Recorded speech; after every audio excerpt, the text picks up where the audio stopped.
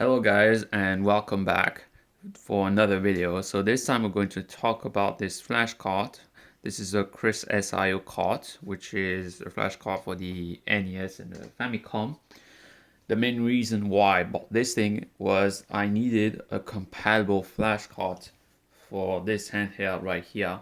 So this is the HG-918. You can see the box here. I bought this one for like less than 18 euros, so it was a bit too expensive for my taste.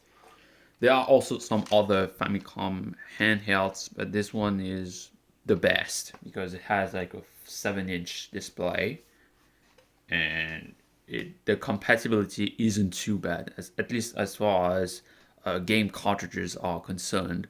It's not perfect though. I'm going to show you that later. But yeah, for this video, I'm not only just going to talk about this, but also using this flash card in relation to this Famicom handheld. So the first thing that I noticed when I tried to insert it was the PCB thickness. So this is an original Famicom game. And as you can see, the Krzysiocart seems a bit thicker.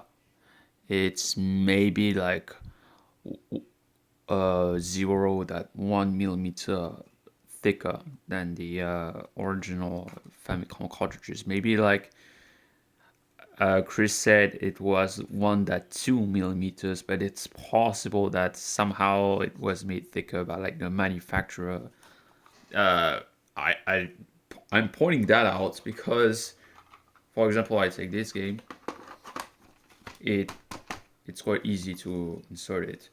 However, this Krzysiocart card, I noticed it was a bit harder to do so.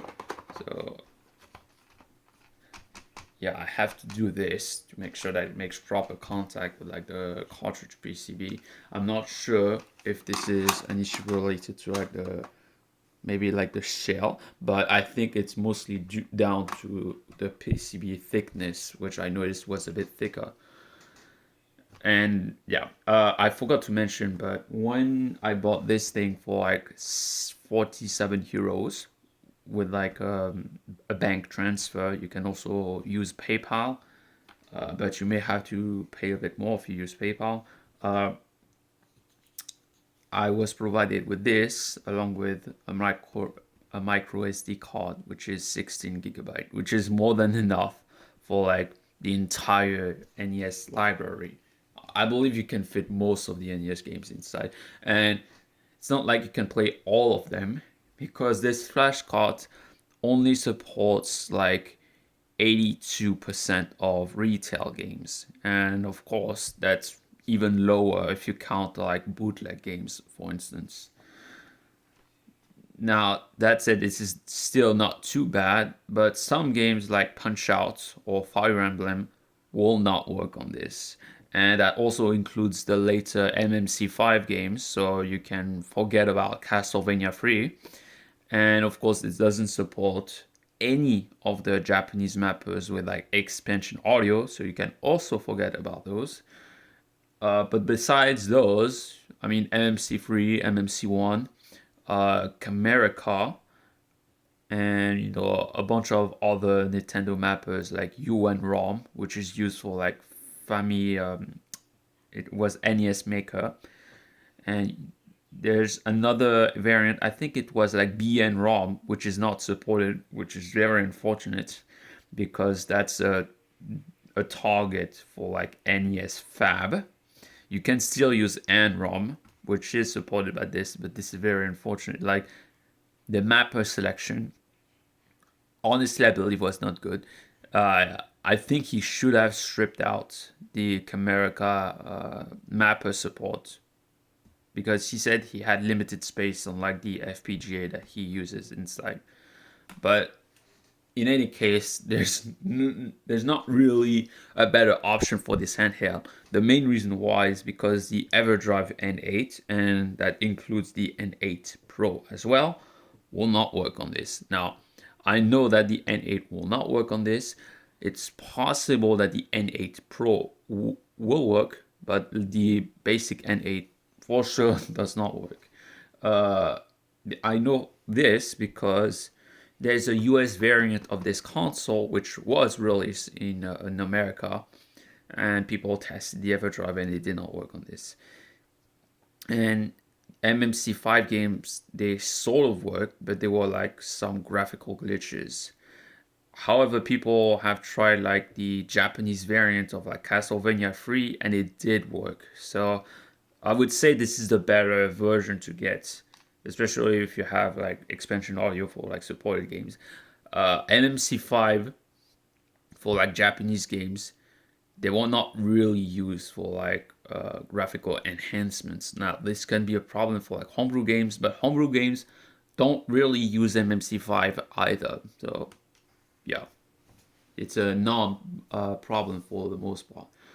Now, the cool thing that you can do with a flashcart, with like a Famicom handheld like this one, is that you can use patches and ROM hacks. For instance, there's a ROM hack for Super Mario Brothers that allows you to swap the duty cycles, and that means the music will sound proper. I'm not going to show you this on video, but I can confirm that the music sounds properly on this with like the ROM hack, of course. And of course, you can play like the NES Maker games, the homebrew games that you make use of this, and as well as the other NES games as well. And of course, you can play around with like test ROMs or bootlegs. Now, if you have like an incompatible game like this one, for instance, a Tribute Zone, it will tell you that it's not supported. So the way it does is that it looks at the mapper in like the header for like the NES game, and it basically, that's how it tells if it's supported or not. There are also like 6 games that will require patching because of this flashcart, but luckily he provides like patches on like his website for the affected games. Now, this does not include games that will not work on Famiclones like this one, because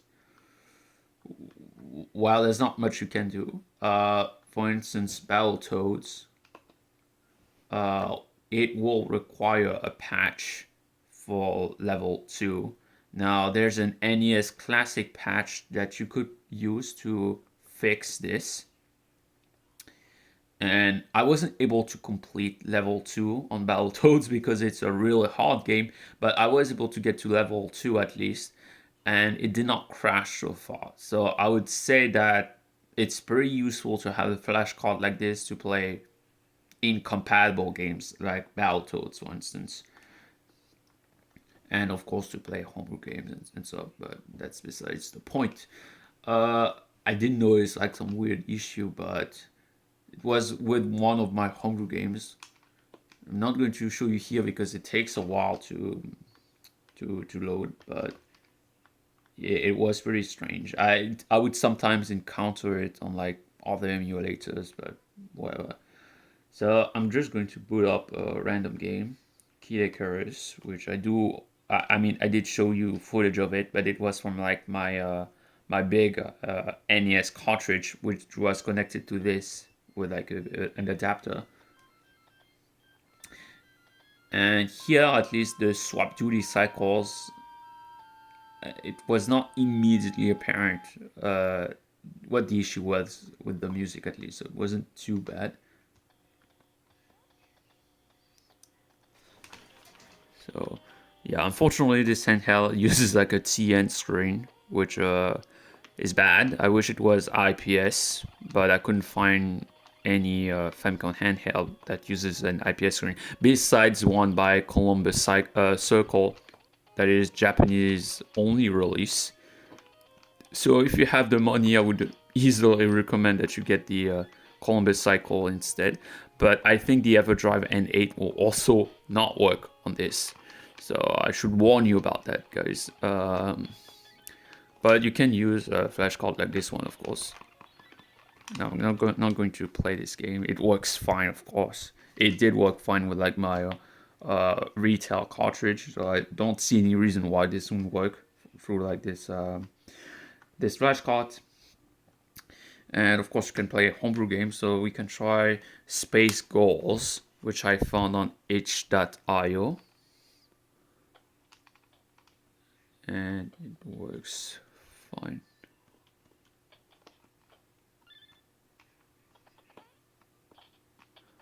I'm not a huge fan of this game, but I wanted to give it a try at least.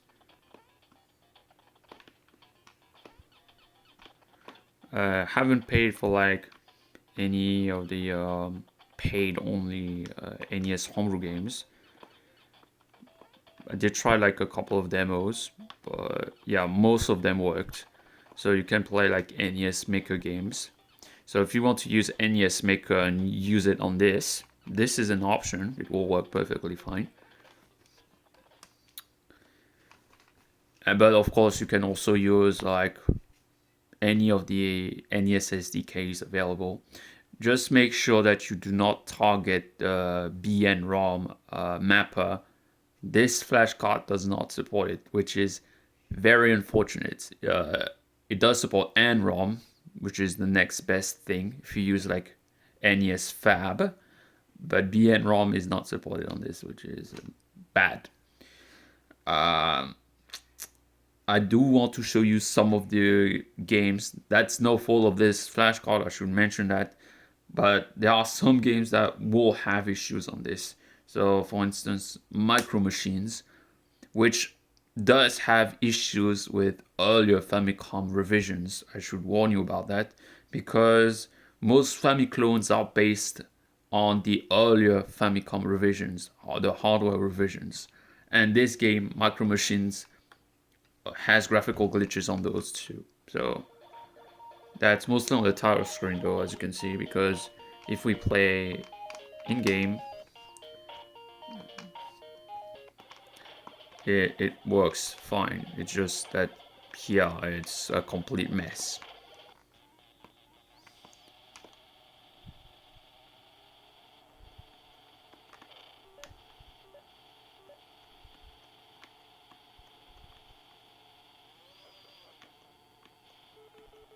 There we go. Yeah. Well, I was not able to try this game on like an original Famicom, the ones with like the earlier CPU. But yeah, I do recall that game was problematic. Let's try another one, Super Cars, which was also released only in America, and yeah, only in America. So I saw this game on the list of problematic NES games to emulate, so I thought it was good to test. That game works for the most part, except in game there's like graphical corruption. I'm not sure if this is meant to happen.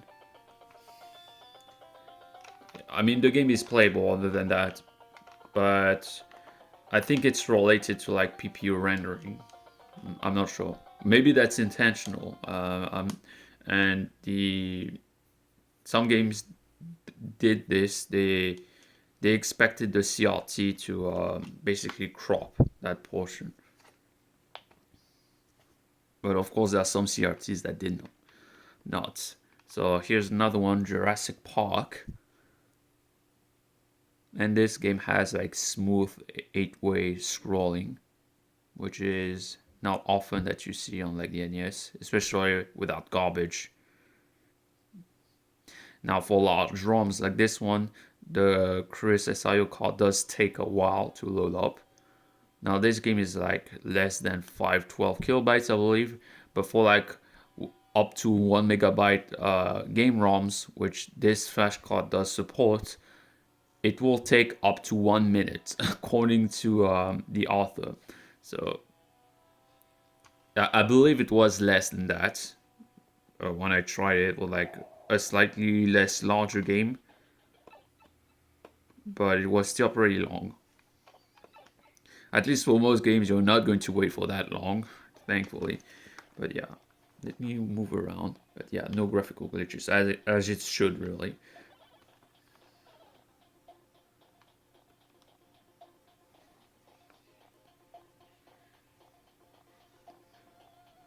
this is a really neat way to play NES games on the go with decent compatibility. Now, I say that the lack of MMC5, for instance, on this isn't too bad because this handheld has issues with MMC5. I'm not exactly sure the reason why, but for like Castlevania 3, there will be graphical glitches. This does not happen if you have the Japanese version of Castlevania, which is also much superior because it has like expansion audio. So you should play that one anyway. But I need to warn you about this, guys. And there's also a US variant of this handheld which supports like the large NES cartridges instead. And that one, as I told you earlier, has issues with MMC5. That does include like this one, but the thing is, Castlevania in like Japan does not use MMC5. It uses like a Konami mapper, which does not have any issues. So I believe that's why they did not spot the issues. This, I mean, for like retail games and most of the homebrew games, this is going to be pretty much perfect. Besides the swapped duty cycles, which unfortunately there's not much you can do. Maybe in the future there will be like an official program that allows you to automatically swap the duty cycles, or maybe Chris will release a new flashcart that will do so automatically and you don't have to do anything. That would be cool. Um, but for now, you have to deal with that. I think the swap duty cycle though is less of a problem because this is more of a problem. This is a test ROM that attempts to show the full NES palette. It's supposed to show all 400 colors, but as you can see, it shows pretty much nothing except this green bar thing. So yeah, that's unfortunate. And of course, I should mention that the reset button, at least with this one, it just resets the game. I'm not aware of like a Crusaio feature that would allow you to go back to the game by pressing like a button combination. I believe that's what you can do with like the EverDrive N8. But what I found so far was just powering it on and off to swap games, basically. And yeah, there's not really much to say. I mean, most of the games that I tried, including some problematic ones like B52, work. And that game is quite notorious because it has like sprite zero checks. And of course, the other one that is problematic is Battletoads. But as I told you earlier, that game, when patched, will work. I think, in fact, the game may not even need a patch for like Battletoads, but I suck at this game, guys. This game is really hard. It could only get to like level 2, and then I would just die. So, yeah. Let's try another one, Slaughter. Never give Nintendo money. Okay, sure. Well, I'm not giving Nintendo money, I'm giving Chris money. So yeah, this is an odd FPS shooter that was released recently. Yeah, I would say it's a nice curiosity, but it's not very good. The way it works is a bit strange. It seems to render all 90 degrees angles for like, and then it scrolls like horizontally manually. But then for like the each side, you can see that it's rendered like separately, which is really odd. I've never seen a game do that. This game has quite interesting graphics. It's very unfortunate that he did not use sprites further for like the enemies, but I would guess that this would be pretty hard for like the NES. These monsters look like nothing. They look like huge blobs, huge pixel blobs. And there's like blood splatters. But anyway, that's no fault of the console, the flash cards. and most of the other games I tried besides like the swap duty cycles worked fine. This is one of them though. So Pac-Mania requires like a patched ROM that's provided by Chris to even work. The same is true for Zombie Nation. After I tried those fixes, the game did work properly. So no big issue on that. There's also the 240p test suite. I did notice something interesting with like the shadows, but that's no fault of the flashcart, of course. Shadow sprite, there we go. Not sure if you can see it on camera, but the flashing should be much quicker. At least on the videos that I've seen. I can't try that on my NES, but it should be much quicker than that. Not sure if this is because of my TN panel. Maybe if it was OLED, it would look much better, but either way, this could look better. But it should be fine for actual NES games anyway. So, and of course you can use like Raging color bars, which do work fine. SMTP also works fine. Pludge, not sure what this is, but works fine also.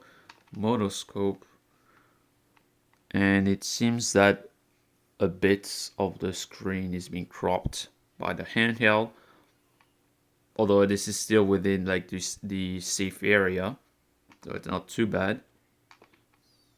Convergence, yeah, you can see like some of the pixels are being cropped.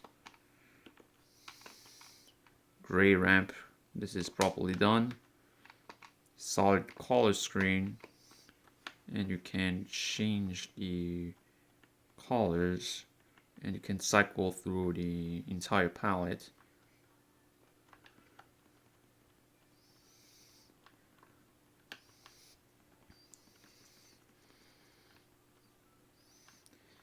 There's another test ROM that I need to try that allows you to select all 400 colors, but that's like another PAL test.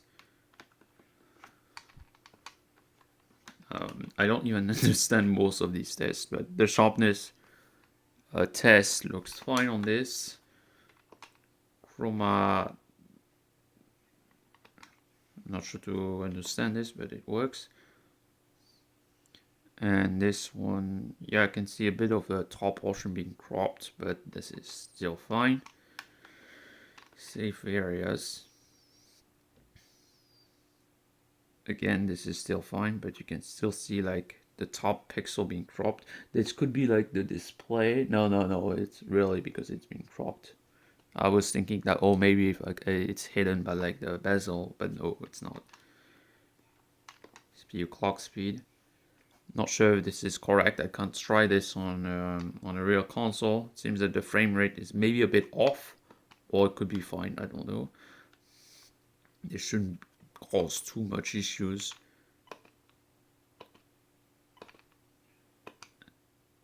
There's maybe like one frame of lag, but or maybe 0. I don't know.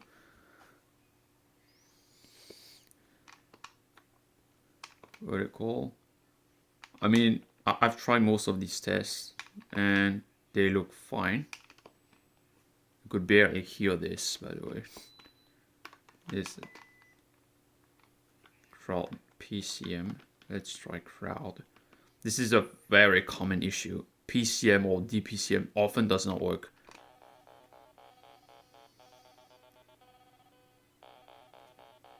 And I've tried it, well, like my homebrew game, which uses like PCM samples, well, DPCM samples, and it sounded fine. Like, it was good. So, this is an audio sync test. Seemed okay at first glance. There's like an input test, Famicom controllers and mic. And can use like my wireless controller.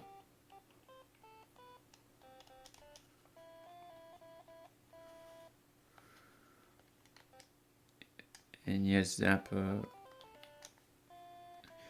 Now, you can potentially use like a multi-tap. Trouble is, this adapter that was released for this was only released in the US that allows you to use like wired NES controllers. If you don't have it, you're pretty much stuck with these that were provided with the console. They're not bad, but it could be better.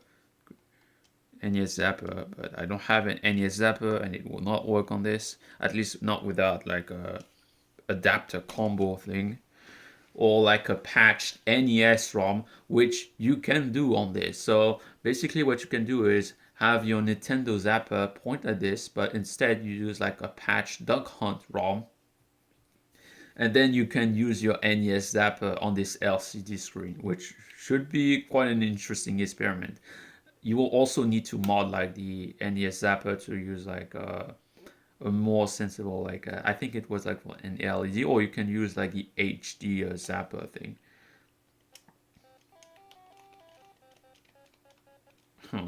So that's interesting. So I tried like this Super Nintendo controller test, and oh no, never mind. So I thought it was supporting the extra buttons, but it does not. So never mind. Never mind. So that's pretty much it. Maybe no. I think we're pretty much done here. Uh, I think this is a nice combo to use like the Krzysiocart along with this Famicom handheld. For now, anyway, there's not much better. I would like to see like an NES FPGA handheld console. That would be really nice. Unfortunately, there's no such thing. There is an MSX2 portable handheld that uses like an FPGA chip, but there's no such thing for the NES, which is a bit unfortunate. There are also like Super Nintendo Famicom clones, and along with the NES adapter, it might provide you with better compatibility, but I could be wrong on that. So anyway, guys, I can recommend this flashcart if you need it for like Famicom clones. Otherwise, I would just stick with like the EverDrive N8 and the N8 Pro. These will work fine on like an original console. The EverDrive N8 on AliExpress can be gotten for like $50, which is the same price as this almost. And the N8 Pro is much more expensive, and it will not work on this as far as I understand. But you can use it on like a top loader or whatever, and the FDS sound will be much better, and the map compatibility will be much higher also. So that's pretty much it for this video, guys. Thank you for watching, and bye.